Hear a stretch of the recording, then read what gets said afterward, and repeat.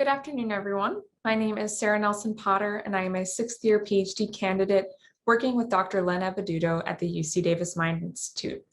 I am delighted to introduce you to our speakers for the second annual Gatlinburg Graduate Student Symposium. The speakers this year again highlight the incredible diversity of work being done by graduate students in the field of intellectual and developmental disabilities, and I'm looking very forward to these presentations. Our first presenter today is Patrick Dwyer. Patrick is an autistic graduate student in the Neurocognitive Development Lab at UC Davis, working with Dr. Susan Rivera. His main research interests are sensory processing and attention in autism. However, Patrick also has strong side interests in numerous topics such as education and neurodiversity. Broadly, Patrick is interested in anything relevant to the well-being of autistic people. Patrick is a co-founder and co-chair of the Autistic Researchers Committee at the International Society for Autism Research, a member of the Autistic Researcher Review Board at the Autism Intervention Research Network on Physical Health, and is also developing post-secondary resources for autistic people with the CNEV Foundation. At a local level, Patrick facilitates a peer support community for neurodivergent students at UC Davis. He also maintains a blog, autisticscholar.com. His presentation is titled A Multidimensional Investigation of Sensory Processing in Autism, Neurophysiological, Psychophysical, Self-Report, and Parent Report Measures. Our second presenter is C. Holley Pitts. Holley is a graduate student working with Dr. Carolyn Mervis in the Neurodevelopmental Sciences Lab at the University of Louisville. Her research focuses on understanding the processes of development in children who have neurodevelopmental disorders. Primarily, her research has focused on children who have Williams syndrome or 7q11.23 duplication syndrome. Holley is planning to graduate this year, and her presentation today is on a component of her dissertation study in which she examined inhibitory control in early school-age children with Williams syndrome. Her presentation is titled Delay of Gratification in 6 to 8-year-olds with Williams syndrome, Relations with Emotion Regulation and IQ. Our third presenter is Claire Klein. Claire is a graduate student in the clinical psychology program at UNC Chapel Hill, working with Dr. Laura Klinger. Originally from San Diego, she graduated from Claremont McKenna College with a BA in psychology and a leadership studies sequence in 2018. Before joining Teach Autism program, Claire worked as a research assistant with Dr. Sophie Kim at the Center for Autism and the Developing Brain, developing treatment outcome measures and evaluating community implemented interventions for toddlers with ASD. Currently, her interests include research in community settings, developmental trajectories of individuals with ASD across the lifespan, and interventions to facilitate transitions to adulthood. Her presentation is titled Structurally Specific Lexical Diversity of Minimally Verbal Children with Autism. Our fourth presenter is Emily Lorang. Emily is a speech-language pathologist and doctoral student in the Department of Communication Sciences and Disorders at the University of Wisconsin-Madison. Her doctoral advisor is Dr. Audra Sterling, and she has also had the opportunity to receive mentoring from Dr. Marcia Malik. Emily is particularly interested in how both intrinsic factors, such as diagnosis, and extrinsic factors, such as parenting, impact language abilities in individuals with neurodevelopmental disabilities, as well as the impact of child factors on parenting experiences. Her presentation is titled Examining Verbal Ability as a Moderator Between Mother-Child Relationship Quality and Child Maladaptive Behaviors in ASD. And our last presenter today is Megan Krantz. Megan is a fourth-year student in the Clinical Psychology PhD program at Loma Linda University. She works primarily in the Loma Linda University Child and Family Lab under the mentorship of Dr. Cami Neese. Broadly speaking, her research interests lie in supporting families of children with developmental disabilities. Her dissertation focuses on understanding the role of parents' romantic relationships within the family system and the benefits of a mindfulness intervention for reducing spillover between marital and parenting stress. More recently, she has also been exploring the prevalence and predictors of sleep difficulties in children with ASD. Her presentation is titled Spillover of Parenting Stress and Marital Interactions Among Parents of Children with ASD. There will be time for questions at the end. Thank you so much for joining us today, and I hope you enjoy the presentations. Hi, my name is Claire Klein, and today I will be presenting on the structurally specific lexical diversity of minimally verbal children with autism. This is work that I led when I was working at Dr. Sophie Kim's lab at the Center for Autism and the Developing Brain at Weill, Cornell. This work was funded by the National Institute of Mental Health. Structurally specific lexical diversity comes from a sentence-focused framework. This approach measures the variety of words used in structurally defined positions of sentences, like subjects and verbs. In research with typically developing children who are slow to begin speaking, structurally specific lexical diversity has been found to be a clinically meaningful and developmentally sensitive measure of language development. To measure structurally specific lexical diversity in children, we can use the number of unique subject-verb combinations.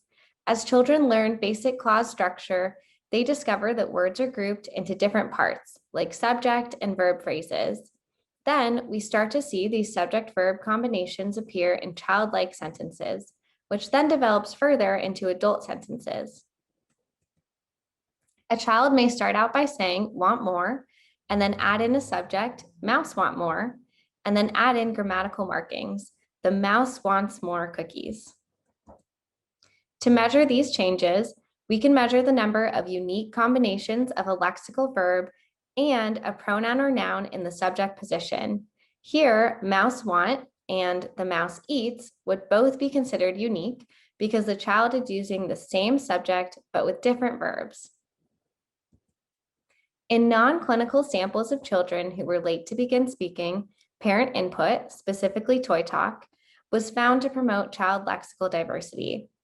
Toy talk is a strategy to increase the variety of unique subject-verb combinations used by parents. Toy talk consists of giving the toy its name and talking about the toys. Together, toy talk strategies promote the use of lower frequency nouns, such as names of specific toys, compared to using pronouns that are higher frequency.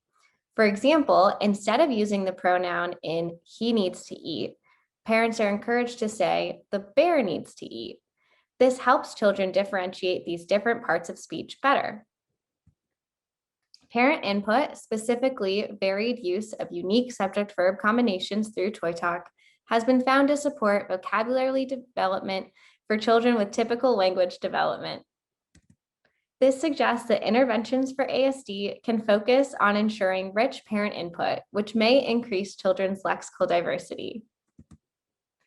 Because impairment in social communication is a core feature of autism, many young children need support in their early language skills. Although expressive language is a common focus of parent-mediated interventions, a more targeted treatment model, like toy talk, has not been validated in children with ASD. Therefore, this study explored the use of toy talk in parents within naturalistic developmental behavioral intervention for autism. Therefore, our study had two aims. First, we aimed to examine changes in lexical diversity in children with autism who were receiving parent-mediated interventions. Second, we aimed to examine predictors of lexical diversity changes in these children with autism during intervention. Participants included 50 toddlers and their caregivers, and pairs of videos were coded 6 months apart during treatment. All participants were receiving parent-mediated NDBIs, naturalistic developmental behavioral interventions. The coders who rated language features were masked at time points in treatments and transcribed the videos using SALT. Coders tallied the number of unique subject-verb combinations in children and parent use of toy talk. So our first objective was to examine lexical diversity changes in children. Based on results of our mixed model analysis that you can see here, children as a group showed significant improvements in lexical diversity over the course of 6 months of behavioral intervention. We also see that other covariates, baseline parent toy talk, nonverbal IQ, and age, are predictive of lexical diversity across both time points. Specifically, higher parent use of toy talk, higher nonverbal IQ, and older age predicted better lexical diversity. However, when we look at the individual level data, We see tremendous heterogeneity in the magnitude of improvement in subject-verb combinations across individual children. This figure shows the variability and changes in lexical diversity, with each participant on the y-axis and individual change on the x-axis. The darker dots are subject-verb combinations at baseline, with the bar and lighter dots showing subject-verb combinations 6 months later. For children who never develop subject-verb combinations, their dots are all lighter. Given the heterogeneity, we are particularly interested in those children who started with no subject-verb combinations. We found that the number of subject-verb combinations in some children remained stable at 0, while subject-verb combinations in others improved over time. Next, we looked at the clinical and behavioral features that differentiated these two groups. Here, we see children who show an improving trajectory for subject-verb combinations have higher nonverbal IQ, higher verbal IQ, and lower symptom severity at baseline. We also see that those children who show improving subject-verb combination and trajectories are more likely to have parents who use higher toy talk at baseline, and there were no differences in baseline child age between the groups. Not surprisingly, higher baseline mean length utterance measured in words or morphemes, higher number of different words, and higher number of total words at baseline were also predictive of those that went on to develop subject-verb combinations. In summary, our results indicate that children with ASD receiving parent-mediated intervention show improvements in structurally specific lexical diversity as a group. But there is a high level of individual variability in the magnitudes of these changes. We also found that outside of the impact of parent language input, higher cognitive skills and lower autism symptom severity may facilitate early trajectories of grammatical growth in young children with ASD. Based on these results, an initial intervention study of toy talk for children with ASD is ongoing at Dr. Kim's lab. And we would like to thank the families who contributed their time and efforts to this research. And thank you to Dr. Sophie Kim for providing me with the opportunity to lead this project, and to the rest of the ASD and Developmental Science Lab at the Center for Autism and the Developing Brain. Good afternoon. Today, I will discuss delay of gratification and inhibition in children with Williams syndrome, which is one component of my dissertation. We would like to thank the members of the Neurodevelopmental Sciences Lab and the families who have participated in our research. Our research is supported by the Williams Syndrome Association and the National Institutes of Health. During my presentation, I will give a brief introduction of Williams syndrome, as well as hot and cool inhibition. Then I will describe the results of the current study where we evaluated children's inhibitory control using a gift delay of gratification task. Williams syndrome is caused by a microdeletion of 26 to 28 genes on chromosome 7. It is characterized by specific cognitive and behavioral profiles. Children with Williams syndrome often exhibit mild to moderate intellectual disability and have impairments in behavior and emotion regulation. They often have deficits in inhibitory control, which is the ability to overcome an automatic or dominant response. Within inhibitory control, there are two separable yet interrelated hot and cool subdomains. Hot or effective inhibition is active in motivationally and emotionally significant circumstances, such as resisting temptations. Cool or cognitive inhibition is active in emotionally neutral circumstances, such as focusing attention. Historically, inhibitory control research has focused primarily on cool inhibition. This trend is also observed in research that includes participants who have Williams syndrome. Several studies have focused on cool performance-based measures. These studies have indicated deficits in inhibition during emotionally neutral contexts. Research on hot inhibition has predominantly used delay tasks. In these tasks, an enticing reward is presented, and the child is to delay gratification by inhibiting a behavior while waiting on the examiner. In typically developing children, the ability to wait is facilitated by emotion regulation. In children and young adults with Williams syndrome, emotion regulation has been shown to be positively associated with practical problem solving. However, to my knowledge, there's no published study that has evaluated inhibition using a delay task for individuals with Williams syndrome. In the current study, we directly measured hot inhibitory control using a gift delay task. Relations between inhibition, intellectual ability, and parent ratings of behavior and emotion regulation were evaluated. Two aspects of emotion regulation, shifting and emotional control, were also explored. Participants included 33 6 to 8-year-olds. All children had genetically confirmed classic link deletions of the Williams syndrome region. We used the DAS2 GCA, or General Conceptual Ability Standard Score, to evaluate overall intellectual abilities. We used the Brief-2, which is a parent report measure of executive function. The current study focused on the emotion regulation and behavior regulation indices. Higher T-scores indicate greater difficulty. Mean GCA was consistent with previous reports of intellectual abilities for children with Williams syndrome.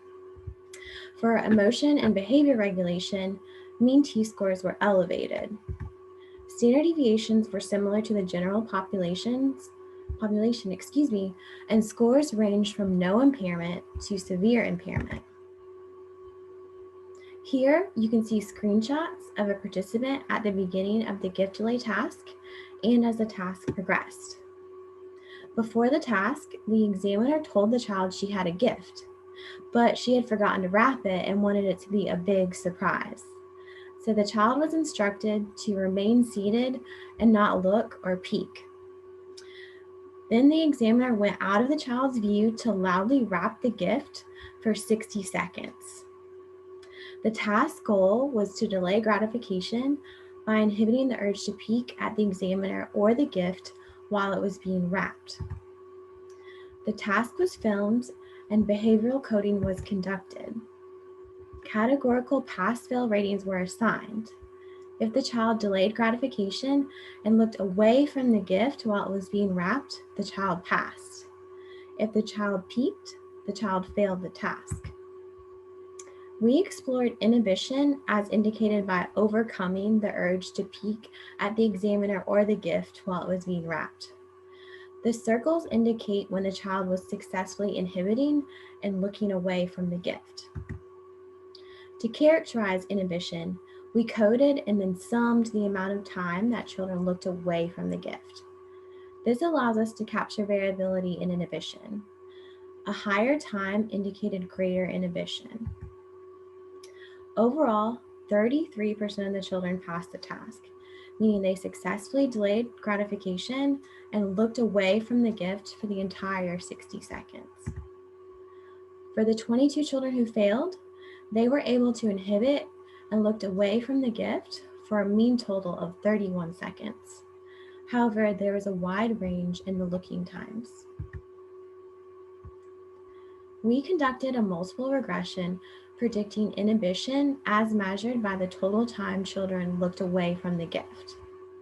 Intellectual abilities and emotion regulation were significant predictors. No significant effect was found for behavior regulation. After controlling for behavior regulation, higher intellectual ability and better emotion regulation predicted inhibition. To explore which components of emotion regulation were most related to task performance, the two subscales of the Emotion Regulation Index were evaluated. Shift evaluates the ability to move smoothly from one facet of a problem, task, or situation to another as the circumstances demand. Emotional control evaluates the ability to regulate emotional responses. For the current sample, mean T-scores for both skills were elevated. Standard deviations were similar to the general population, and scores range from no impairment to severe difficulties in shift and emotional control.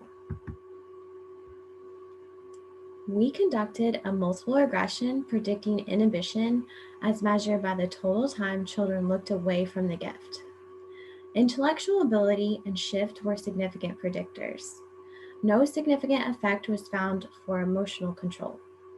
After controlling for emotional control, results indicated higher intellectual ability and better shifting skills predicted inhibition. In sum, deficits in inhibitory control were evident in 6 to 8-year-olds with Williams syndrome. Only 1/3 of the participants were able to successfully delay gratification and looked away from the gift for the 60 seconds it was being wrapped. When evaluated concurrently, only parent report of emotion regulation and not behavior regulation was significantly related to task performance. Consistent with research on typically developing children, hot inhibition was facilitated by emotion regulation. This supports that the gift delay task is a measure of hot inhibitory control for children with Williams syndrome. Within emotion regulation, better shifting ability was significantly related to better hot inhibitory control. Emotional control was not related. This indicates the ability to shift or flexibly problem solve facilitates effective regulation strategies, which makes it easier for the child to exercise self-control and inhibit impulses. Thus, for children with Williams syndrome who have impairments in shifting, get stuck focusing on the temptation or the gift. This makes it harder to overcome impulses and is reflected in the deficits in hot inhibitory control observed in children with Williams syndrome. This brings me to my future directions. Inhibitory control underlies many aspects of daily life, such as adaptive function, social skills, school achievement, attention, and persistence. Children with Williams syndrome often have impairments in these facets. Research in typically developing children have identified differential relations between hot and cool inhibition within outcome measures. In my dissertation, I'm exploring if deficits in hot inhibition and cool inhibition, or both, may be related to some of the difficulties observed in early school-age children with Williams syndrome. Thank you so much for listening. Hello, today I'm presenting some of our research looking at different ways of measuring sensory processing in autism. Of course, sensory processing in autism is very commonly atypical, and this is impactful on quality of life and other variables. But there's a lot of different ways that one can measure sensory processing in autism, and we may need more research using multiple different kinds of measures, seeing how they relate to one another. So the present study is using 3 different kinds of measure: event-related potentials, parent and self-report questionnaires, as well as psychophysical thresholds in the auditory and tactile modalities in adolescents aged 11 to 14. We have 46 autistic and 21 typically developing participants. There is a group difference here in cognitive ability, please note. And then our questionnaire measures include the sensory experiences questionnaire and the sensory profile, which are both parent report questionnaires, as well as the adolescent adult sensory profile, which is a self-report measure. And then we have auditory detection thresholds to pure tones of 125 through 8,000 hertz. And also tactile static stimulus detection thresholds. So we applied von Frey monofilaments to the right index finger in ascending and descending order based on filament thickness. And these are only being reported from the right-handed participants. We also have tactile spatial resolution thresholds. So here, gratings of bars and grooves were applied to the right index finger. They're of varying groove thickness, and they were applied in different orientations, so 90 degrees and 0 degrees essentially, and participants were asked to report the orientation. They were presented with 10 trials at each grating width until the threshold was identified. And again, these are only being reported from right-handed participants.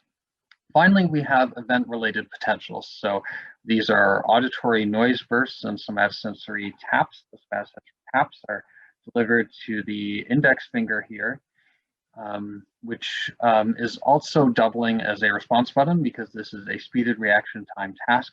People are responding to all events as quickly as they can. And there's 130 stimuli per condition intermixed, and other stimuli being presented here include visual and multisensory stimuli because this is part of a multisensory integration task. So in terms of our results, we did find robust group differences on all of the questionnaire subscales, with the exception of the adolescent adult sensory profile sensation seeking subscale. And we don't think this has anything to do with this being a self-report scale. We think it has something more to do with the items, because the items don't really seem to tap into necessarily the sorts of things that provoke sensory interest in autistic people, whereas items that seem more closely relevant to that, like those on the sensory interest scale of the sensory experiences questionnaire, are showing robust group differences. So this is probably reflecting that the sensory profile was not primarily designed for use in autism, whereas measures like the sensory experiences questionnaire were. We did not see, nearly such robust group differences in hearing thresholds. When we use permutation testing based on, finding the maximum statistic across all of these different frequencies in both ears, and then comparing that effect to a permutation distribution of effects that would be expected by chance, we did see a non-significant trend towards a group difference, but that was primarily driven by the left ear, where you can see perhaps slightly lower thresholds in autism, and the left ear was always tested first. So probably this is just reflecting elevated attention early on, not so much perhaps an actual difference in sensory acuity per se. And again, it wasn't significant. And there was nothing going on in terms of group differences in tactile thresholds. We did see that auditory TB, so that's also called the N1C component, its amplitudes were larger and latencies were faster in typically developing participants, although those effects were not significant after covariating for cognitive ability. We also saw that amplitudes of the somatosensory P60 were larger in typically developing participants, but again, not quite significant after covariating for cognitive ability, and there's no difference in latency here. Now we want to look, of course, at the associations between these measures, specifically in the autism group. And for the questionnaires and the psychophysics, we focus specifically on low threshold enhanced perception scores that might be related to behavioral thresholds, we thought, and in the specific modality in question, so auditory or tactile, but yet we saw no correlations with any of these questionnaires. Similarly, when we looked again in the autism group at correlations between the event-related potentials and the questionnaires, focusing on the overall scores in the auditory or tactile modalities, whichever the case may be, we did not see any effects. However, we saw an effect that we were not expecting at all, that participants with a larger or more negative TB response actually ended up having higher thresholds in the autism group. And that was a pretty robust effect, not driven by these outliers here, I should say. And we were a bit puzzled as to how to explain it, but one possibility is that this is reflecting the reaction time task that participants are trying to respond as quickly as possible. If you have a low threshold, maybe you're able to initiate that response earlier and you don't keep processing the stimulus quite as much, whereas somebody who has a higher threshold maybe needs to keep that neural response going a bit longer. Unfortunately, we can't look at some of the earlier event-related potentials very well here because a lot of them are recorded at the vertex and there's a developmental shift such that some participants have positivities and others negativities over the same electrode sites at the same time. Another interpretation of this effect, though, is that it reflects compensatory processing. There is prior research in individuals who are hard of hearing that shows enlarged neural responses to sounds. It's unclear whether you would necessarily see similar compensatory processing in individuals with normal hearing thresholds, but it's certainly one interpretation. We didn't see any associations with somatosensory ERPs on the tactile thresholds. So to summarize, it certainly seems as though the questionnaires are showing the most robust group differences and perhaps most relevant to the real world sensory experiences of autistic people. The other measures didn't really seem to be converging with the questionnaires. Although it is possible that some questionnaires are not as suited for use in autism than others, that measures that have items that were designed in autism context might be better for this population. We also saw this, again, very unexpected association between auditory TB amplitudes and hearing thresholds. So we think further research probably be helpful to figure out what's going on here, but it could be a very important factor for auditory ERP studies in autism because this could point to a confound. Hearing thresholds could be a confound here in ERP research.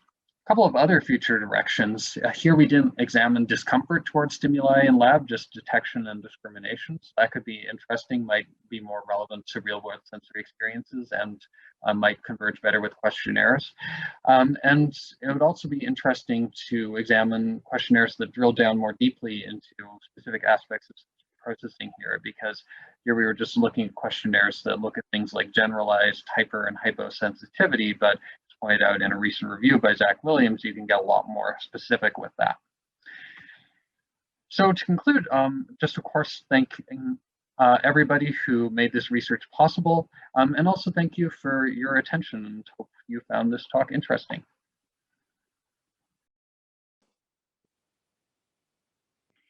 Today, I'm going to talk about a study we did examining verbal ability as a potential moderator between mother-child relationship quality and child maladaptive behaviors in ASD. To recognize our funding, this study was supported by a core grant to the Waisman Center, as well as an R01 to Dr. Marcia Malik and an F31 to myself. So we know that there's a well-established relationship between child maladaptive behaviors and mother-child relationship quality in ASD, and that this relationship is bidirectional in nature. But the relationship between child maladaptive behaviors and child verbal ability is less clear and has focused on toddlers and young children on the spectrum. And similarly, little is known regarding whether mother-child relationship quality is impacted by child verbal status. So does the child's ability to speak impact the relationship quality between the mother and the child? And further, it's not clear whether the relationship between child maladaptive behaviors and mother-child relationship quality is moderated by child verbal status. And this is particularly important since we know that approximately 30% of autistic individuals remain minimally verbal into adulthood, and this percentage grows among those that have co-occurring intellectual disability. So for this study, we asked 3 questions. First, does the relationship quality between mothers and their adolescent and adult children differ based on child verbal ability? Second, do child maladaptive behaviors differ from minimally verbal versus verbal individuals? And third, does verbal status moderate the association between mother-child relationship quality and child maladaptive behaviors? This study included 219 autistic adolescents and adults with ID from a larger longitudinal study, and the participants were divided into 2 groups based on verbal status using 1 item from the Autism Diagnostic Interview revised.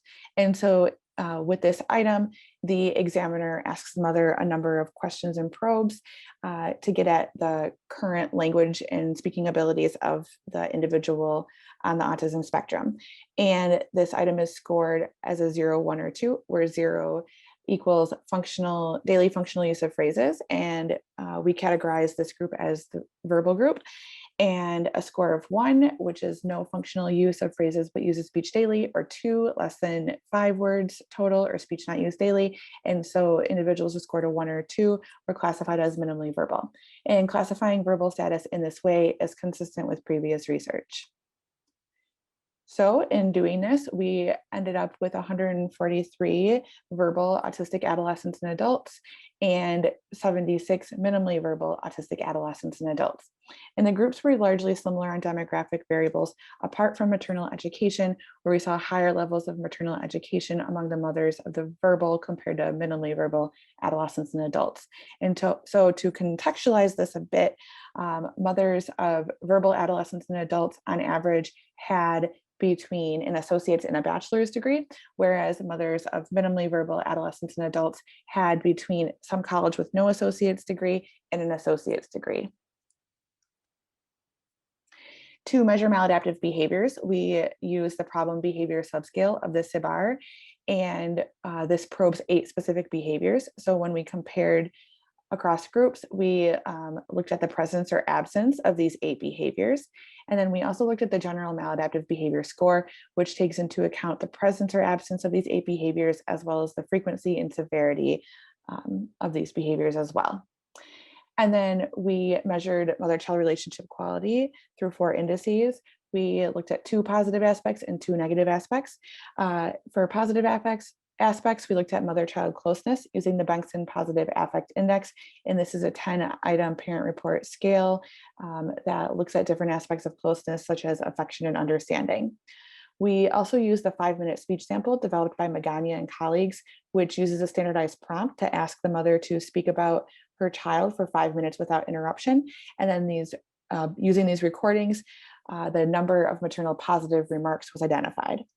And then in terms of negative aspects, we use the burden interview to measure maternal burden. And this is a 29-item parent report scale, which assesses subjective burden associated with caregiving demands. And then we also use the 5-minute speech sample to code the total number of maternal critical remarks regarding her child. For research question 1, we found no group differences in mother-child relationship quality across the 4 variables that we probed. And for research question 2, we found 2 group differences. So on the x-axis, you can see the different problem behaviors, and on the y-axis, you see the percent of mothers who endorsed these behaviors in their adolescent or adult child. And the gray represents the verbal group, and the blue represents the minimally verbal group. So we see that mothers were more likely to endorse disruptive behaviors and socially offensive behaviors when the child was verbal versus minimally verbal. And then also there was not a difference between groups on the overall general maladaptive behavior score. When testing for moderation, we found that verbal status did not moderate the association between child maladaptive behaviors in positive aspects of mother-child relationship quality, so mother-child closeness and maternal positive remarks. But we found that verbal status did moderate the association between child maladaptive behaviors and negative aspects of mother-child relationship quality. So I'm going to dive into these negative aspects, but I'm happy to share the tables with anyone if they're interested in the positive aspects as well.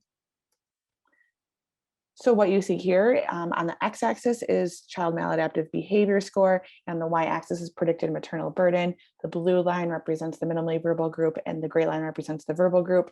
And then the dashed line represents the cutoff for clinical level of maladaptive behaviors. And so what we found was that there was a stronger association between maladaptive behaviors and maternal burden in the verbal group as compared to the minimally verbal group. When predicting maternal critical remarks, we found that at low levels of maladaptive behaviors, that mothers produced a similar number of maternal critical remarks. But at high levels of child maladaptive behaviors, mothers of verbal adolescents and adults produced a greater number of critical remarks compared to mothers of minimally verbal adolescents and adults.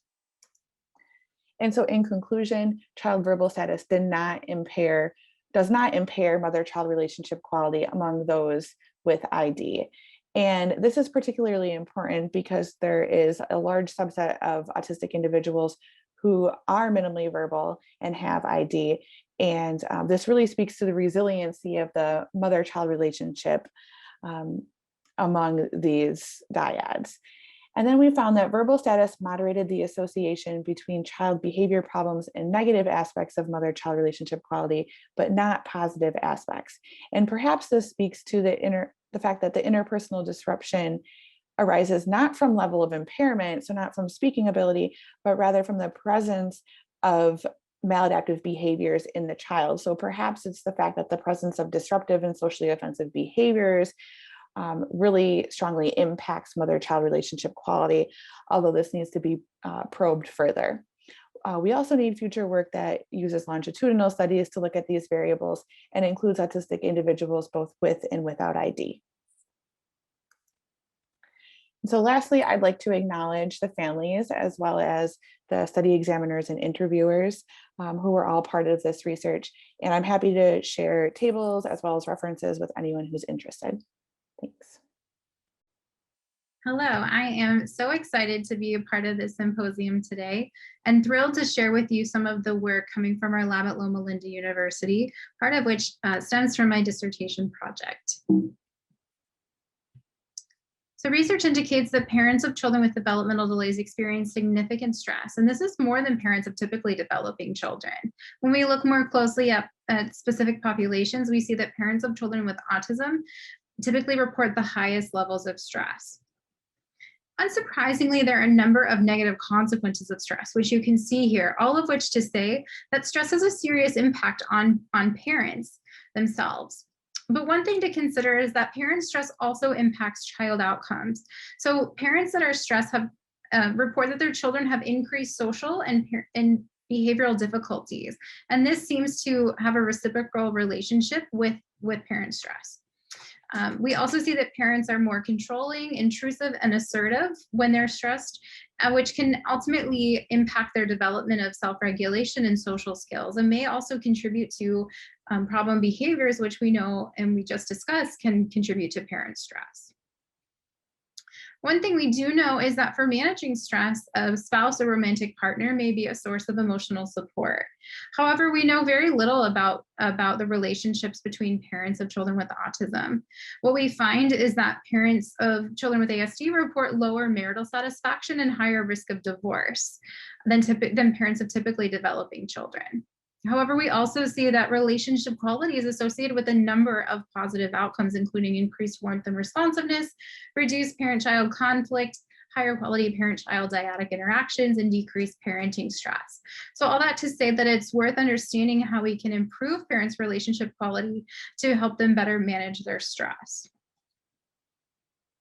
The spillover hypothesis is the idea, kind of what we're hinting at, that the day-to-day conflict in parents' marital interactions may spill over into their interactions with their child. So essentially tension or particular behaviors that parents exhibit together in their relationship, in their interactions together, may ultimately spill over into parents' interactions with their children. And this might occur within a single day or over time. For parents of children with autism who we already know to be experiencing higher levels of stress, this effect may be exacerbated.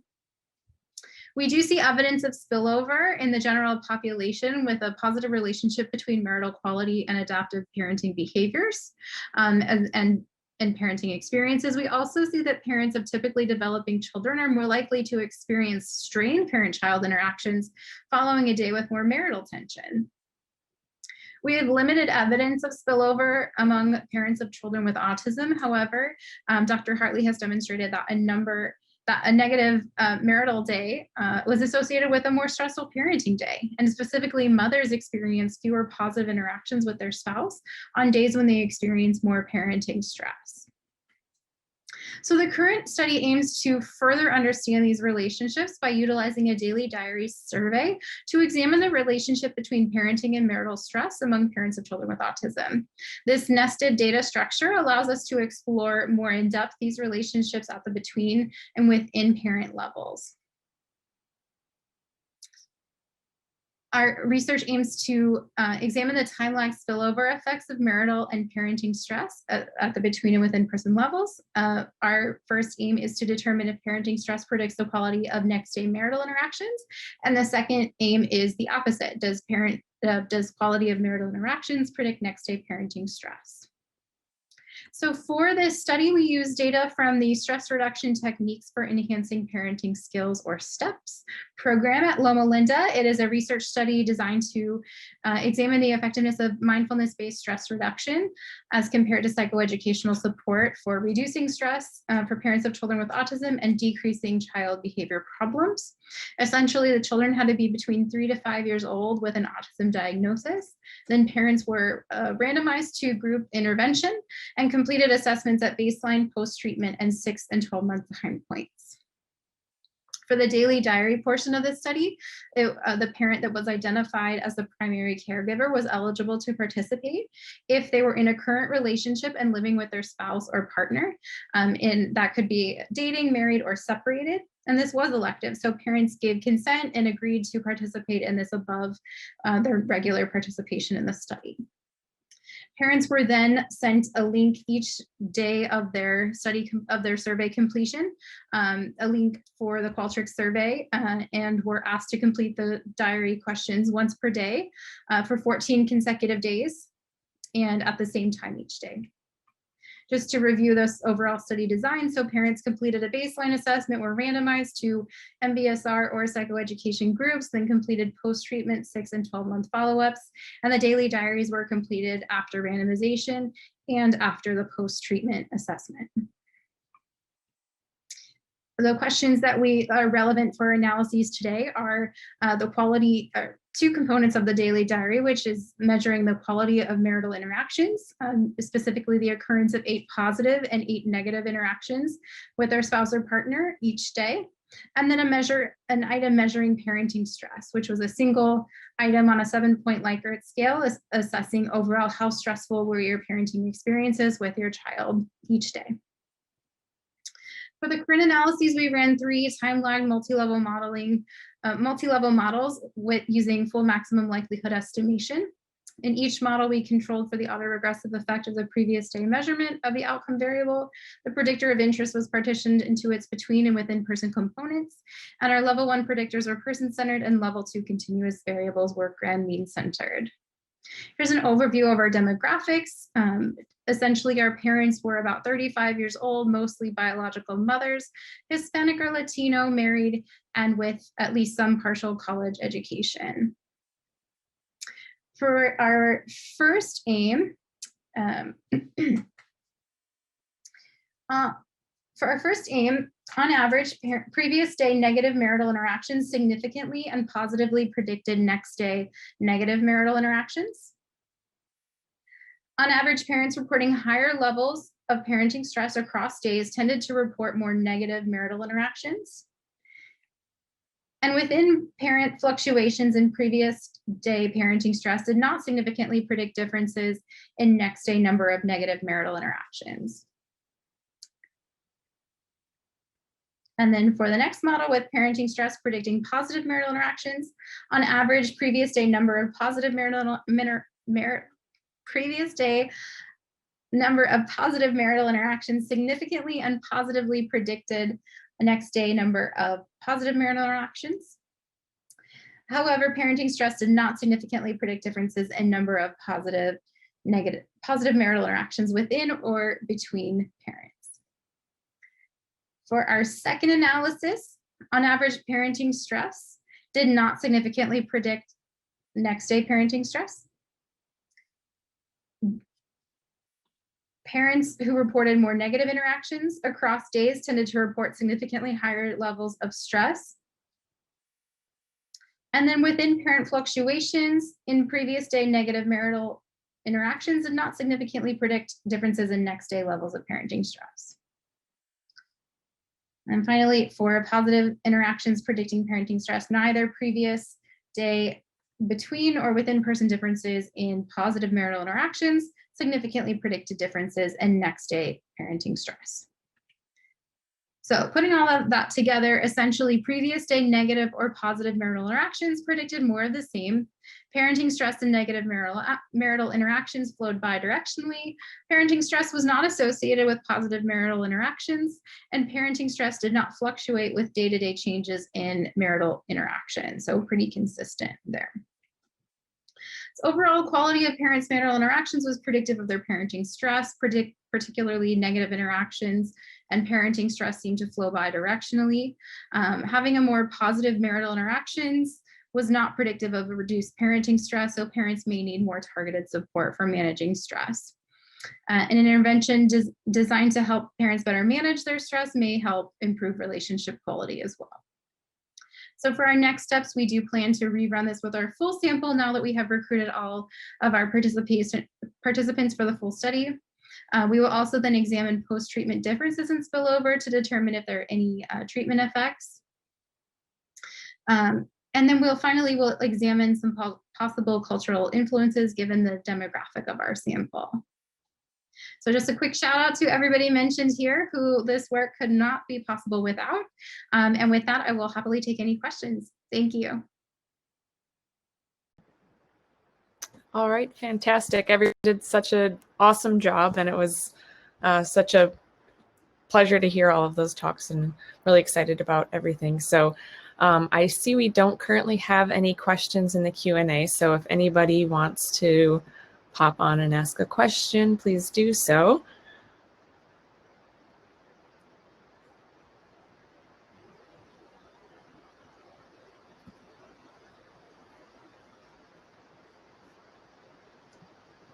If anyone has anything they'd like to discuss further.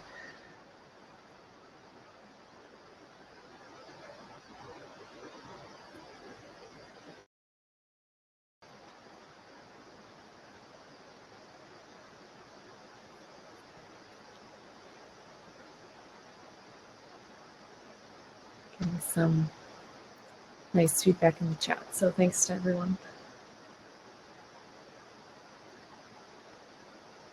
Well, to get things started, why don't I open my mouth? I'm kind of curious about, the findings around, the verbal and the minimally verbal individuals and how the parents were,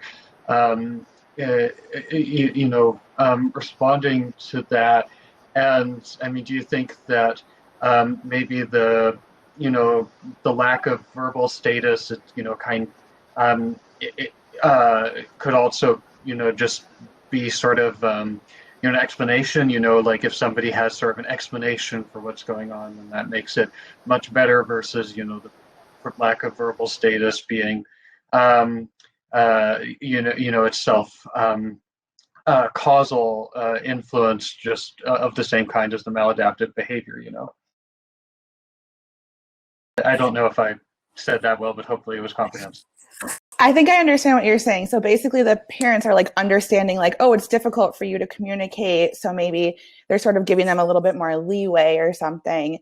I think just in my head, that makes a lot of sense. I don't know how, like in terms of actually testing that, we would do that. I guess we could probe the parent-child relationship further. And ask parents sort of what they think in maybe a more of an open-ended way.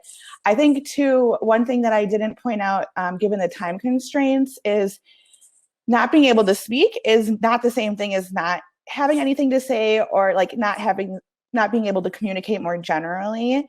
So the really positive thing is we did ask, how does your child typically communicate? And so they could say like gestures or using some sort of device or sign language, for example. And so even though there was a minimally speaking group, everyone in that group, except for I think 2 of the participants, parents endorsed some other functional modality of communication.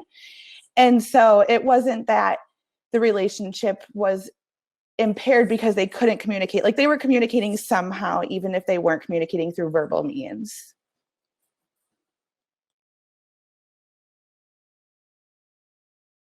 I see we did have a couple questions come into our Q&A. So a question for Megan. Jennifer is wondering who leads the MBSR intervention?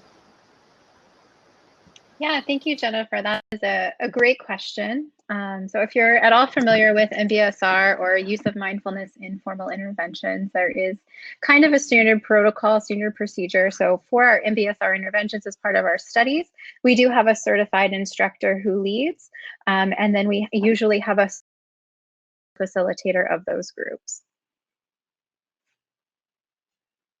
And I guess to further answer that question, since you mentioned a psychologist, it is in fact not a psychologist.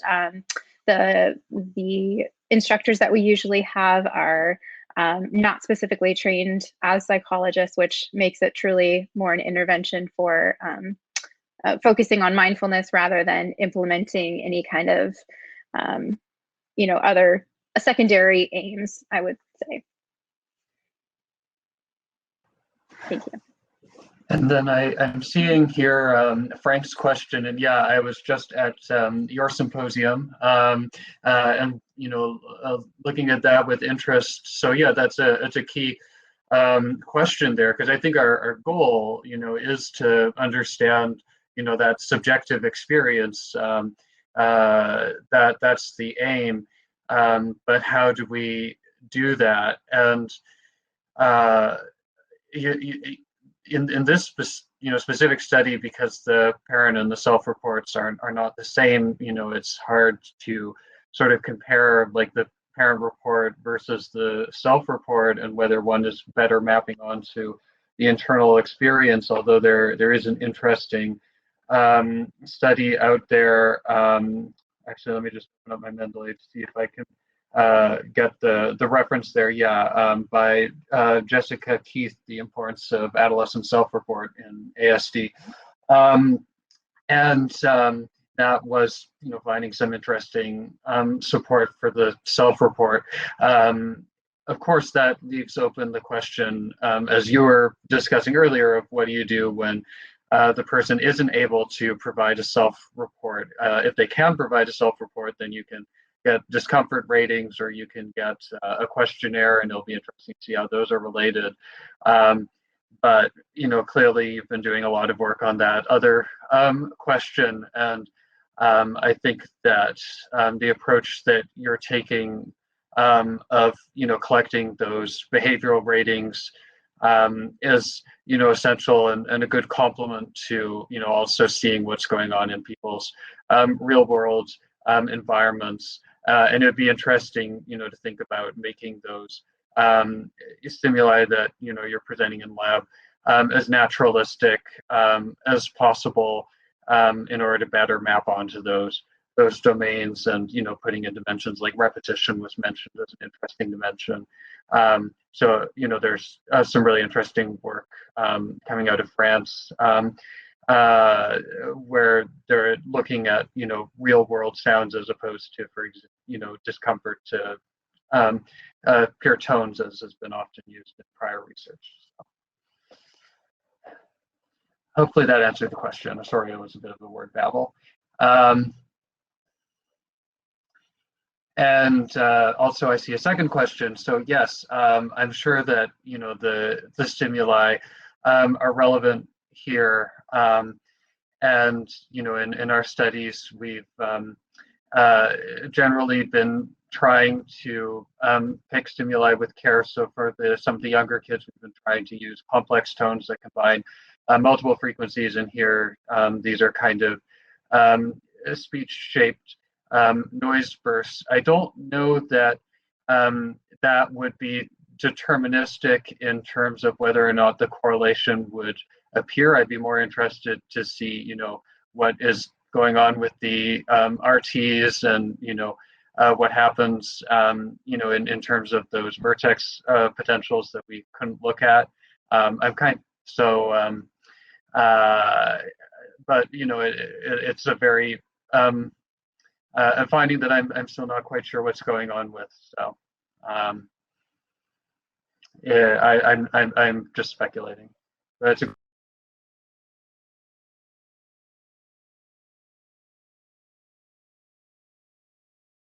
Wonderful. Well, congratulations to all of you. That was such a great set of talks, and I appreciate you all doing so.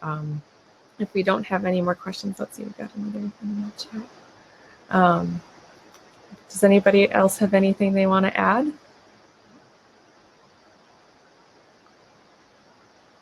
I think we're ending right on time, then a minute early. Great job, everyone. Thanks to everyone. I just want to throw out there, thank you guys so much for your presentation and for all of your presentations and all your hard work. And I really enjoyed everything you had to say today. And I want to provide a very quiet virtual applause, which you can't hear through the computer, all the people out here who are applauding your work. So thank you for being here today. Yeah, thank you all so much. Thank you for the opportunity and all the compliments. so much, everyone.